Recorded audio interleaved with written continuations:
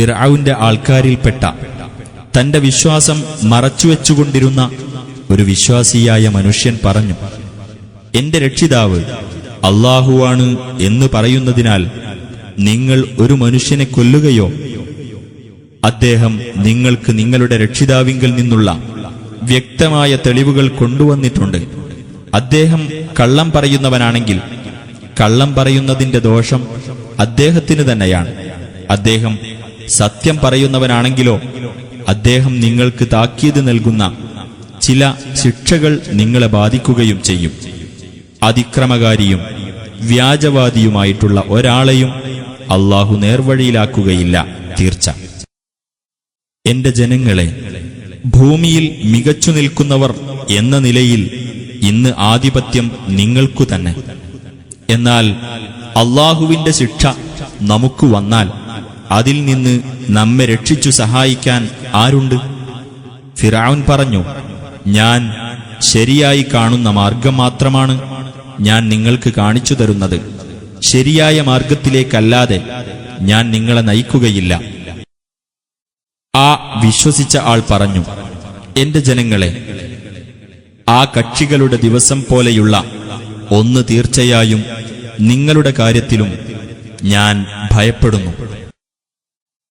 അതായത് നൂഹിന്റെ ജനതയുടെയും ആദിന്റെയും സമൂദിന്റെയും അവർക്ക് ശേഷമുള്ളവരുടെയും അനുഭവത്തിന് തുല്യമായത്. ദാസന്മാരോട് യാതൊരു അക്രമവും ചെയ്യാൻ അല്ലാഹു ഉദ്ദേശിക്കുന്നില്ല. എന്റെ ജനങ്ങളെ, നിങ്ങൾ പരസ്പരം വിളിച്ചു കേഴുന്ന ദിവസത്തെ നിങ്ങളുടെ കാര്യത്തിൽ തീർച്ചയായും ഞാൻ ഭയപ്പെടുന്നു.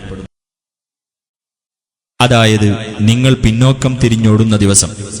അല്ലാഹുവിന്റെ ശിക്ഷയിൽ നിന്നും രക്ഷ നൽകുന്ന ഒരാളും നിങ്ങൾക്കില്ല.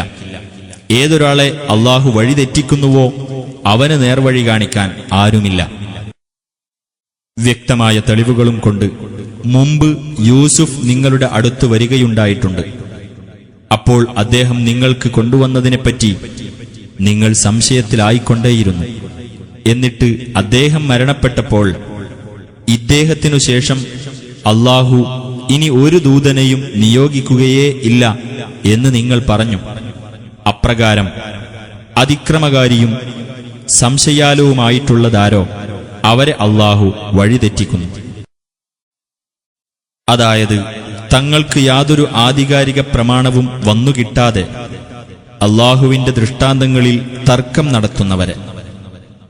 അത് അല്ലാഹുവിന്റെ അടുക്കലും സത്യവിശ്വാസികളുടെ അടുക്കലും വലിയ കോപഹേതുവായിരിക്കുന്നു.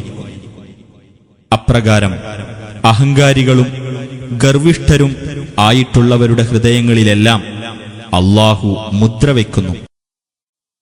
ഫിർഔൻ പറഞ്ഞു, ഹാമാനെ, എനിക്ക് ആ മാർഗങ്ങളിലെത്താവുന്ന വിധം എനിക്കുവേണ്ടി നീ ഒരു ഉന്നത സൗധം പണിതുതരൂ, അഥവാ ആകാശമാർഗങ്ങളിൽ. എന്നിട്ട് മൂസായുടെ ദൈവത്തിന്റെ അടുത്തേക്ക് എത്തിനോക്കുവാൻ. തീർച്ചയായും അവൻ കളവ് പറയുകയാണെന്നാണ് ഞാൻ വിചാരിക്കുന്നത്.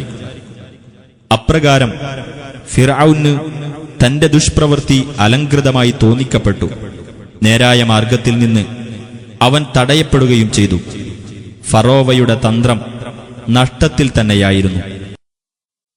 ആ വിശ്വസിച്ച വ്യക്തി പറഞ്ഞു, എന്റെ ജനങ്ങളെ, നിങ്ങൾ എന്നെ പിന്തുടരൂ, ഞാൻ നിങ്ങൾക്ക് വിവേകത്തിന്റെ മാർഗം കാട്ടിത്തരാം.